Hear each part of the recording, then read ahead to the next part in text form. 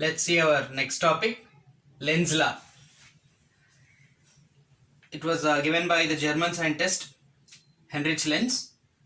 According to that, Lenz law states that the direction of induced current in a circuit is such that it opposes the cause or the change which produces it. Or else, in other words, you can call it as the direction of induced EMF is always such that it tends to oppose the change in magnetic flux that has caused it. It helps to decide the direction of induced current or EMF. I refers to current there. It helps to decide the direction of induced I. Induced I refers to induced current or induced EMF. So first of all, this law is very helpful for us in order to decide the direction of induced current or EMF in a circuit. Remember one point here, induced current will exist only when the circuit is closed properly. It's when in a closed circuit alone.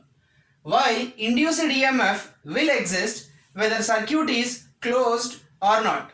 Later in the applications we can get this. You will understand in a much detailed way. So first of all, let us understand this statement. The induced EMF is always such that it tends to oppose the change in magnetic flux that has caused it.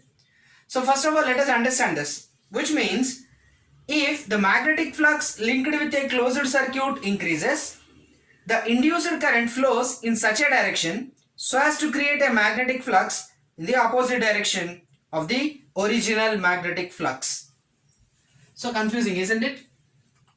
It's just nothing, a very simple thing.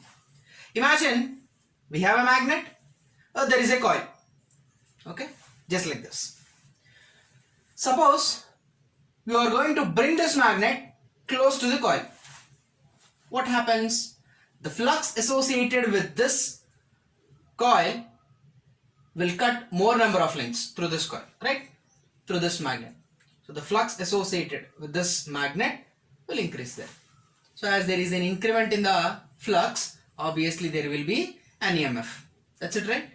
Lenz law states that this magnet, which is the source of original flux, understand the terminology here, will create induced current or induced EMF in this coil, secondary, right? So now the point is, the moment when the magnet comes closer to this coil, flux increases, hence EMF develops.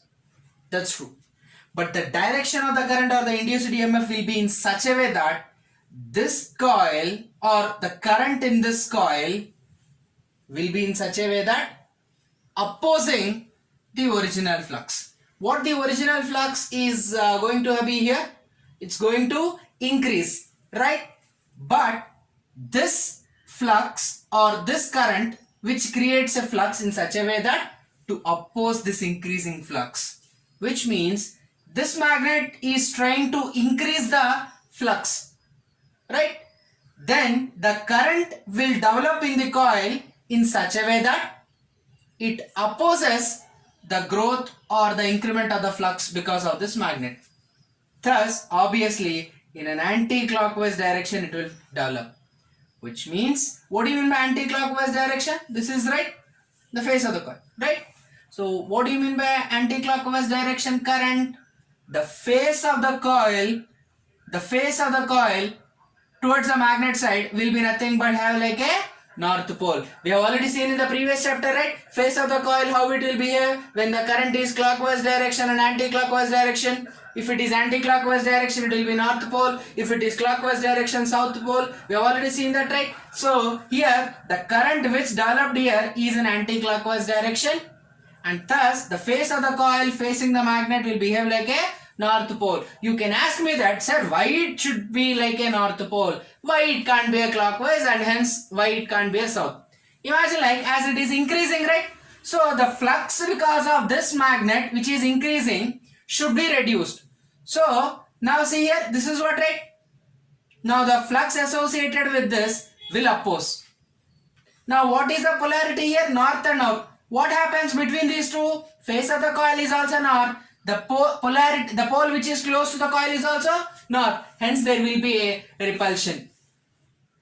Are we clear that?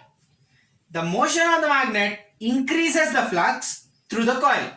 That's obvious because as it is moving towards that. Therefore, the induced current generates the flux in opposite direction. In opposite direction to what? In opposite direction to original. Hence, opposes and reduces the flux. That's it now. The polarity is similar. Hence, what happens? As it is coming towards that, flux is increasing. But according to the Lenz law, induced EMF is always such that it tends to oppose the change in the magnetic flux, right? So what do you mean by the change opposing the change in the magnetic flux? As it is increasing here, this induced current should reduce that. And that's why the polarity is same. Hence the current. Now similarly, look at the next case. Which means here we are moving the magnet towards the coil, right? Now let's take away the magnet. Say North Pole.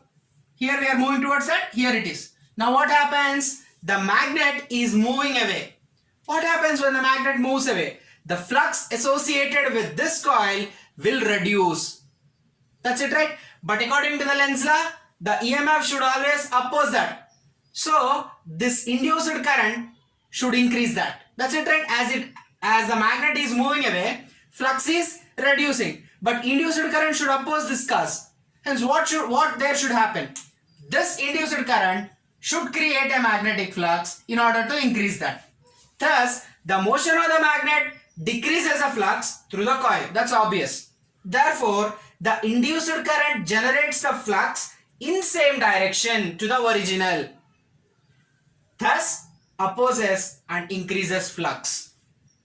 Clear with this, right? Now what happens to the polarity? Now it is clockwise direction current. Hence polarity is south. What do you mean by south pole here?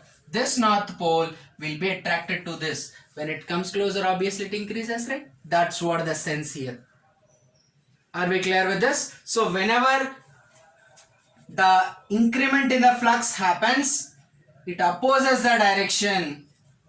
Whenever there is a decrement in the flux, the induced current will create the flux in same direction. I have mentioned both the cases here. When we solve some more applications and later in the problems, you will understand this in a much detailed manner. Remember here, Lenz law is nothing new. It's the already existing law of conservation of energy.